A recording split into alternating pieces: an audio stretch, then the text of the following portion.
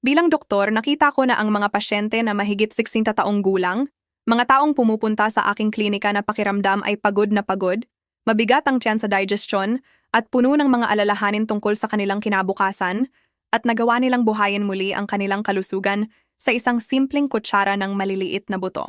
Pero, ano ba talaga ang mangyayari sa katawan mo kung kakainin mo ito araw-araw? Totoo ba na kasing ganda nito ang epekto? Kamusta? Ako si Dr. Fernando Reyes at sa mga susunod na minuto, ibabahagi ko sa iyo hindi lamang ang mga nakakagulat na benepisyo, kundi pati na rin ang mahahalagang pag-iingat na dapat mong malaman tungkol sa simpleng gawin na ito. Isang pagbabago na maaaring baguhin ang kalusugan ng iyong puso, digestion at buto. Marami sa aking mga pasyente, na noong una ay medyo nag-aalinlangan, ay nagsabi sa akin ng mga bagay tulad, "Doktor, hindi ko masasabi na isang bagay na napakaliit ay nagdulot ng napakalaking pagbabago. At iyon nga ang katotohanan na gusto kong ibahagi sa iyo.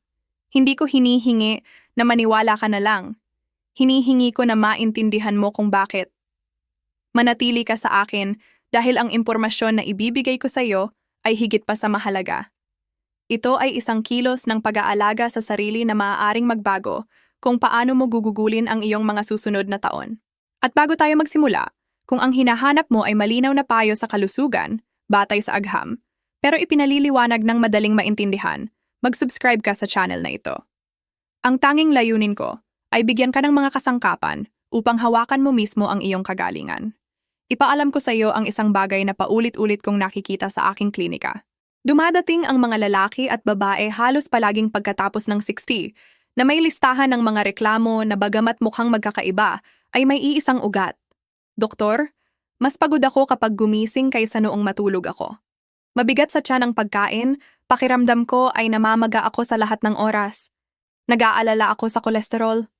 Ang tatay ko ay nagkaroon ng atake sa puso noong bata pa.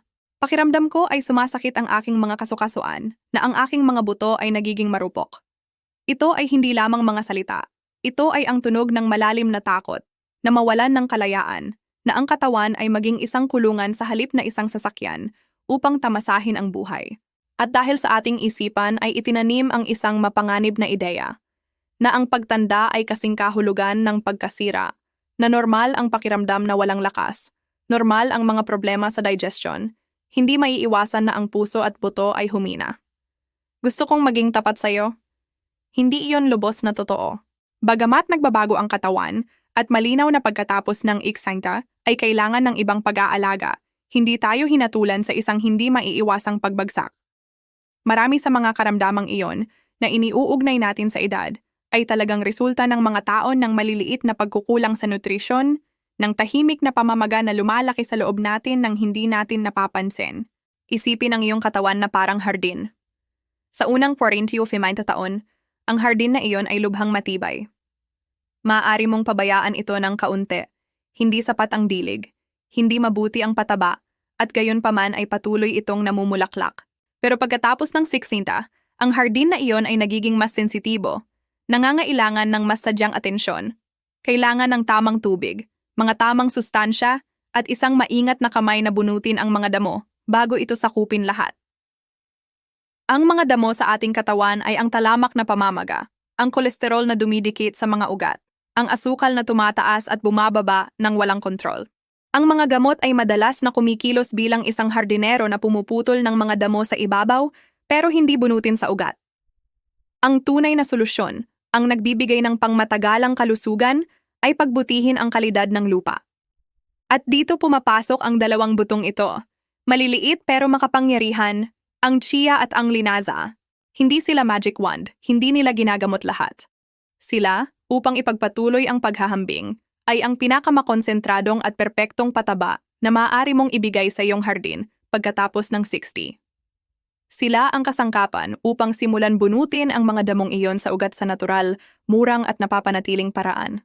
Sa buong video na ito, ituturo ko sa iyo ng eksakto kung paano gamitin ang patabang ito, alin ang mas mabuti para sa iyo, at kung paano tiyaking mamumulaklak ang iyong hardin sa isang sigla na maaaring akala mo ay nawala na. Simulan natin sa pinakasikat, ang tiyak na nakita mo na saan man. Ang buto ng chia. Ang pangalan nito na galing sa mga Maya. ay nangangahulugang lakas at hindi ito nagkataon. Ginagamit ito ng mga mandirigma ng Aztec at Maya bilang purong gasolina upang makatiis sa mahabang araw. Ngayon, ipinakita ng agham na may buong katwiran ang sinaunang karunungang iyon. Sa loob ng bawat maliit na butong ito ay may nakatagong natural na parmasya. Buksan natin ito upang maintindihan mo kung ano ang ibinibigay mo sa iyong katawan sa bawat kutsara. Una at marahil ang pinakamahalaga para sa kalusugan pagkatapos ng 6 niya ay ang mataas na nilalaman nito ng omega-3, partikular ang alpha-linolenic acid o ALA. Isipin na ang iyong mga ugat ay parang mga tubo. Sa paglipas ng mga taon, ang apog at kalawang, ibig sabihin, ang masamang kolesterol at pamamaga, ay dumidikit sa mga dingding na ginagawa itong mas matigas at mas makitid.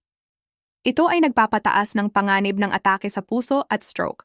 Ang omega-3 ay kumikilos bilang natural na pampadulas at tagalinis para sa mga tubong iyon. Nakakatulong ito na manatiling flexible ang mga ugat.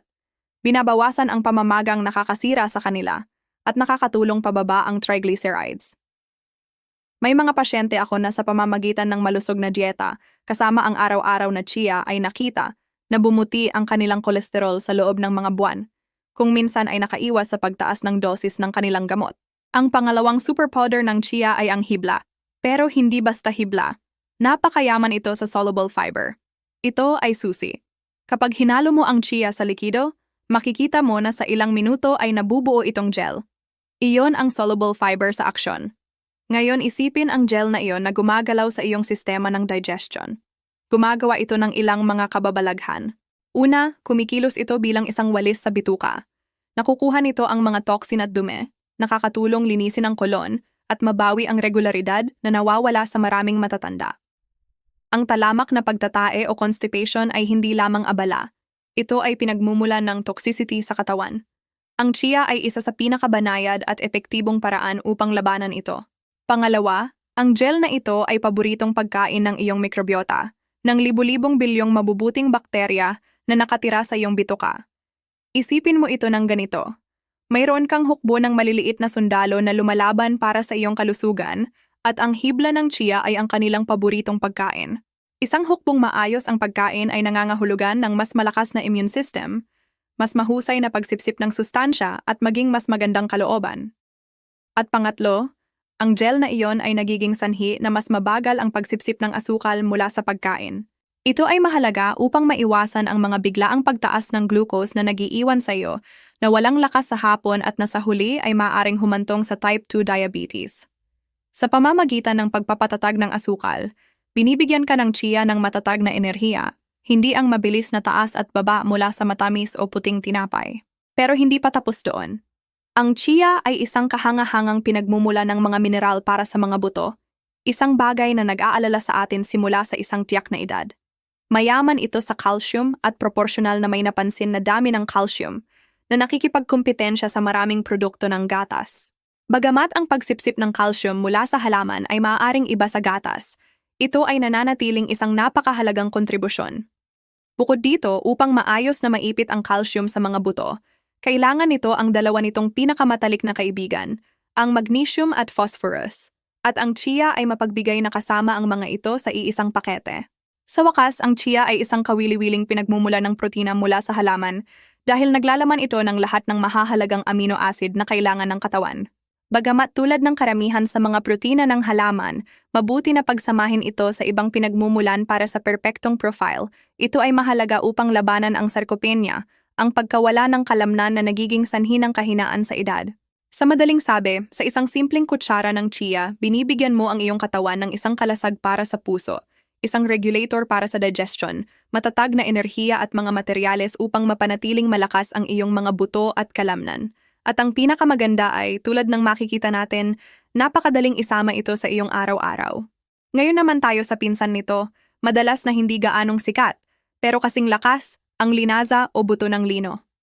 Kung ang chia ay kampiyon sa hydration at enerhiya, ang linaza ay tagapag-ingat ng balanse sa hormone at malalim na paglilinis. Ang linaza ay isa sa pinakamatandang buto na nililinang ng sangkatauhan. Ang pang-agham na pangalan nito, linum usitatissimum, ay nangangahulugang ang pinakakapakipakinabang na lino, isang pahiwatig kung gaano ito kahanga-hanga. Tulad ng chia, ang linaza ay isang kahanga-hangang pinagmumula ng omega-3 at hibla. Ibinabahagi nito ang mga benepisyong iyon para sa puso at digestion. Nakakatulong ito pababa ang kolesterol, kontrolin ang presyon ng dugo at mapanatili ang regular na pagdumi. Pero ang linaza ay may lihim na sandata na ginagawa itong natatangi, lalo na pagkatapos ng 60. Ang lignans. Ang lignans ay mga compound ng halaman na may malakas na aksyon na antioxidant at phytoestrogenic. Tingnan natin, ano ang ibig sabihin nito? Antioxidant ay nangangahulugan na lumalaban sila sa internal na kalawang ng katawan, ang mga molekula na nakakasira sa ating mga selula at nagpapabata sa atin. At phytoestro ay nangangahulugan na katulad sila ng ating mga hormone na estrogen, pero may mas banayad na aksyon at lalo na nagbibigay ng balanse. Dito nagiging isang malakas na kaalyado ang linaza, lalo na para sa mga babae pagkatapos ng menopause.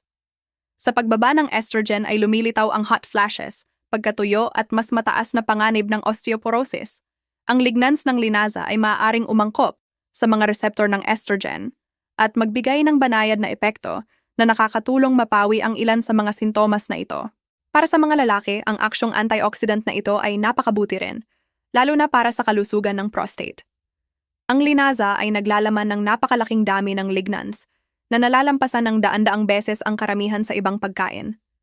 May mga kawili-wiling pag-aaral na nagmumungkahi na ang regular na pagkonsumo ng giniling na linaza ay maaaring magkaroon ng positibong epekto sa pagbaba ng presyon ng dugo na may ilang pananaliksik na nagpapakita ng pagbaba ng ilang puntos sa systolic at diastolic. Naalala ko ang isang pasyente na nahihirapang kontrolin ang kanyang presyon. Iminungkahi ko na magdagdag ng 2 kutsara ng giniling na linaza sa kanyang almusal. Pagkatapos ng ilang buwan, ang kanyang mga numero ay bumuti ng matatag.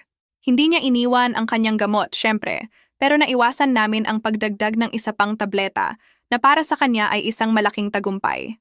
Ngayon, isang mahalagang detalye. At kung mananatili ka sa isang bagay lamang mula sa bahaging ito, ito na.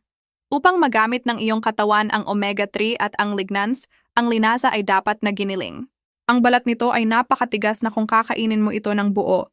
Tulad ng pasok ay labas, nadala-dala ang lahat ng kayamanan nito. Ito ay parang subukang kainin ang niyog ng hindi binubuksan. Ang pinakamainam ay bumili ng buong buto at gilingin ito sa bahay bago gamitin gamit ang isang coffee grinder. Bakit? Dahil kapag giniling na, ang mga langis nito ay nasisira, nag-o-oxidize ng mabilis sa hangin at liwanag.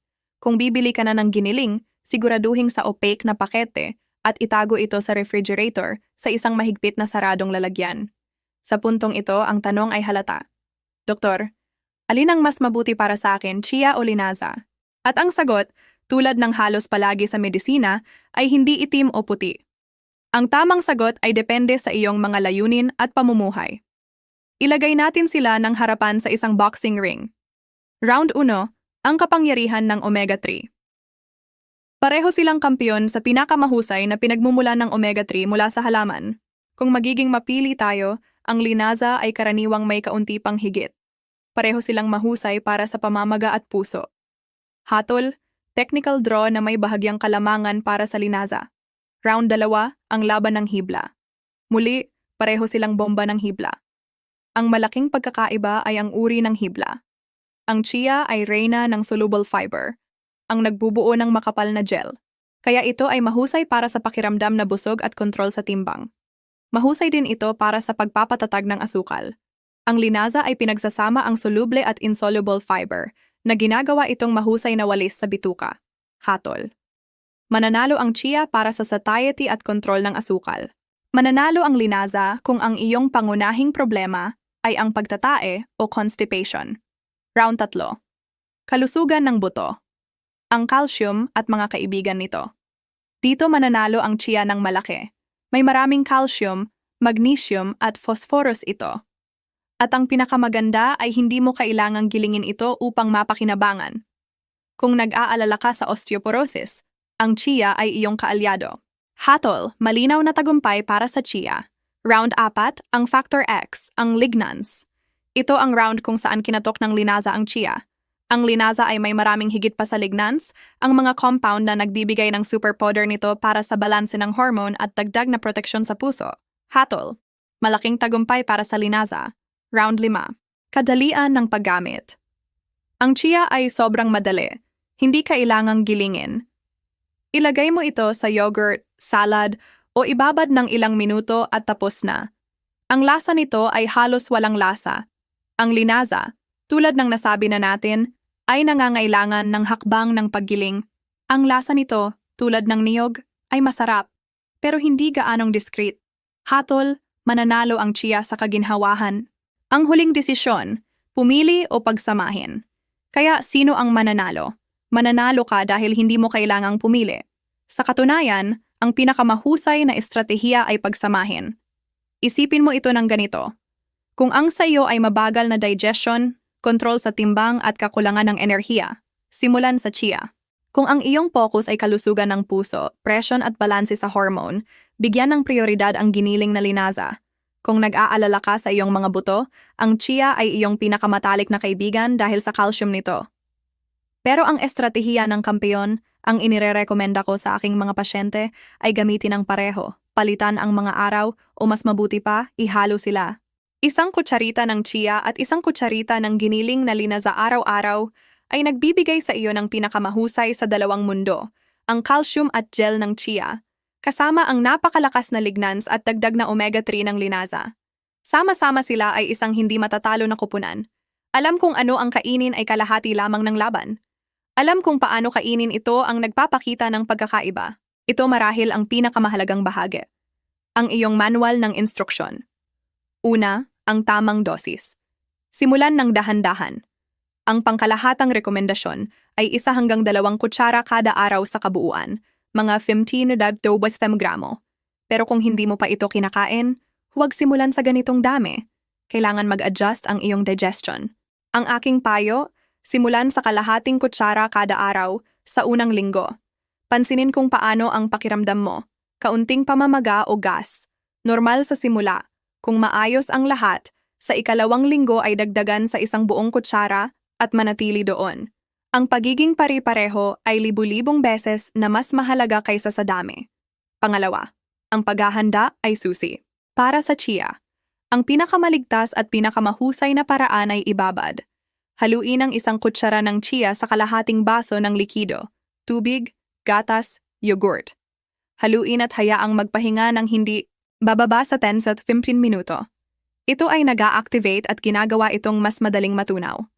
Ang pagkain ng tuyong chia na sinusundan ng tubig ay maaaring maging panganib, lalo na sa mga may hirap sa paglunok, dahil ang gel ay maaaring mabuo sa esophagus. Para sa linaza, inuulit ko dahil ito ay mahalaga, laging giniling. Gilingin ang maliit na halaga para sa 3 araw at itago sa isang madilim na garapon ng salamin sa refrigerator. Hindi mahigpit na kinakailangan ibabad ito, maaari mo itong iwiwisik ng direkta. Pangatlo, ang gintong tuntunin. Uminom ng maraming tubig. Ang mga butong ito ay mga espongha. Ang chia ay sumisipsip ng hanggang 200 beses ng kanyang timbang sa tubig. Kung dagdagan mo ang hibla ng hindi umiinom ng higit pang tubig, ang epekto ay magiging kabaligtaran. Sa halip na mapawi ang constipation, maaari kang magdulot ng bara. Para sa bawat kutsara ng buto na kinakain mo, siguraduhing uminom ng 1 o 2 baso ng dagdag na tubig sa araw. Ito ay hindi negotiable. Pang-apat, ang mga pinakakaraniwang pagkakamali. Ang lahat o wala. Kumain ng marami sa 1 araw at kalimutan sa 1 linggo, hindi gumagana. Ang susi ay ang pagiging pare-parehas. Ang pagkain ng tuyong buto ng puno-puno kasama ang chia ay panganib. Ang buong linaza ay pag-aaksaya ng pera at benepisyo nito. Ang pagkalimot sa tubig, ang pinakakaraniwan at nagdudulot ng pinakamaraming problema. Mga pag-iingat. Sino ang dapat mag-ingat? Bagamat napakaligtas nila, may mga kaso kung saan kailangan mong mag-ingat at lalo na makipag-usap sa iyong doktor bago simulan. Kung umiinom ka ng anticoagulants tulad ng warfarin o aspirin, ang omega-3 ay may bahagyang epektong anticoagulant. Ang pagsasama nito sa mga gamot na ito ay maaaring theoretical na mapataas ang panganib ng pagdurugo. Dapat malaman ito ng iyong doktor. Kung umiinom ka ng gamot para sa presyon, ang linaza partikular ay maaaring magpababa ng presyon. Kung may gamot ka na, maaari kang mahilo. Ito ay maaaring mga hulugan na ang iyong gamot ay kailangang ayusin pababa. Pero iyon ay dapat laging pasya ng iyong doktor. Kung umiinom ka ng gamot para sa diabetes, Ang hibla ng mga butong ito ay maaaring palakasin ang epekto ng mga anti-diabetic na gamot na nagpapataas ng panganib ng pagbaba ng asukal o hypoglycemia. Subaybayan ng mabuti ang iyong mga antas at makipag-usap sa iyong doktor. Kung may diverticular disease ka o nasa acute flare ng Crohn's o ulcerative colitis, ang maraming hibla ay maaaring maging nakakairita sa mga yugtong iyon. Kumonsulta sa iyong espesyalista. Ang gintong tuntunin ay simple. Kung mahigit 60 taong gulang ka at may talamak na kondisyon kung kaya't umiinom ka ng gamot, tingnan ang video na ito bilang mahalagang impormasyon, pero ang iyong doktor bilang ang huling autoridad na dapat aprubahan ang anumang pagbabago sa iyong dieta. Doktor, mabuti. Pero, paano ko ito kakainin? Narito ang mga super madaling ideya. Chia pudding para sa almusal. Sa gabi bago, haluin sa isang garapon ang 2 kutsara ng chia, 1 tasa ng gatas at 1 kurot ng kanela. Sa umaga ay magkakaroon ka ng masarap na pudding. Idagdag ang sariwang prutas at mani, ang dagdag na linaza. Ihanda ang iyong yogurt o oatmeal tulad ng dati. Bago kainin, iwiwisik ang 1 kutsara ng bagong giniling na linaza. Tapos na. Sa smoothies, idagdag ang 1 kutsara ng chia o giniling na linaza sa anumang smoothie. Bibigyan nito ng creaminess at nutritional boost. Bilang vegan egg para sa cakes o muffins, haluin ang 1 kutsara ng chia o giniling na linaza sa 3 kutsara ng tubig at hayaang magpahinga ng 10 minuto. Gumagana ito ng mahusay upang pagdugtungin ang mga sangkap. Nakita natin kung paano ang 2 buto na kasya sa dulo ng iyong daliri ay may kapangyarihan upang protektahan ang iyong puso, i-restart ang iyong digestion at palakasin ang iyong katawan. Tandaan ang paghahambing sa hardin. Ang pag-aalaga sa iyong kalusugan pagkatapos ng siksi ay hindi tungkol sa paghahanap ng magic solutions. Ito ay tungkol sa pagiging isang matalinong at pare-parehong hardinero. Ito ay tungkol sa pag-unawa na ang isang simpleng kutsara sa isang araw, isang gawin na pinapanatili, ay maaaring maging pinakamahusay na pataba upang mamulaklak ang iyong kalusugan sa bagong sigla. Ang chia at linaza ay hindi lamang pagkain, ito ay isang pahayag. Ito ay pagsasabi sa iyong sarili. Hawak ko ang kontrol, pinipili kong nutrisyonan ang sarili. Karapat-dapat akong maging mabuti, malakas at puno ng enerhiya, kahit ano pa ang numero ng aking ID. Umaasa ako ng buong puso na makakatulong at magbibigay ng kapangyarihan sa iyo ang impormasyong ito. Ngayon ay ikaw na ang bahala. Kung ang video na ito ay naging kapaki-pakinabang sa iyo, hinihingi ko ang 3 simpleng bagay. Bigyan mo ng like upang malaman kung nakakatulong sa iyo ang content na ito. Mag-subscribe upang hindi mo makaligtaan ang higit pang payo at ang pinakamahalaga, ibahagi ang video na ito. Isipin ang isang kapatid, isang kaibigan, iyong asawa, isang taong mahal mo at maaaring makinabang sa impormasyong ito. Ang pagpadala nito ay 1 kilos ng pagmamahal. At ngayon gusto kong marinig ka. Mag-iwan ng komento. Ginagamit mo na ba ang mga butong ito? Alin ang mas gusto mo? Anong mga benepisyo ang napansin mo? Ang iyong karanasan ay ginto at maaaring magbigay ng inspirasyon sa ibang tao upang gawin ang unang hakbang. Maraming salamat sa iyong oras. Alagaan mo ang sarili mo ng mabuti at kita-kita tayo sa susunod.